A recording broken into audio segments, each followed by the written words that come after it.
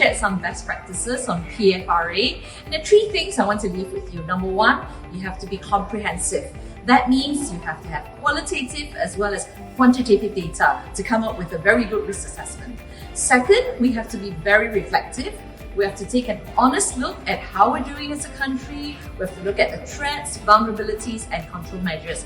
And finally, it's good to be inclusive. You have to include everyone across the whole value chain. It's a whole of nation approach, a whole of government approach. And with all those ingredients, you'll be able to come up with a very good PFRA. Thank you.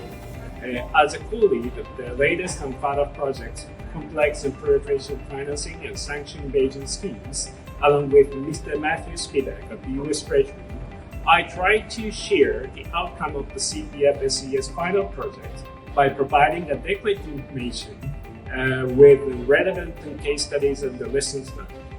So we really hope this CPF-SES final project assists as many years in public and private and stakeholders in developing their own proliferation financing risk assessment in a proper way. One of the very new initiatives that I'm very happy and excited to share about is COSMIC. So COSMIC is a digital platform that's co-developed by the NAS as well as 6 major banks in Singapore that allows banks to share customer information directly with one another.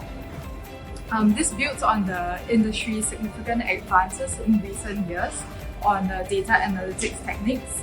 And we wanted to prevent criminals trying to exploit information gaps within the financial system. So by allowing FIs to share directly with one another, it bridges the information gap and allows them to form a more robust customer risk assessments as well as to potentially detect more effectively potential sanctions evasion. So sharing on COSMIC is focused on 3 risk areas that are priority to Singapore and have been identified by our National Steering Committee. So namely, it's on proliferation financing, on the misuse of legal persons, as well as on trade-based money laundering.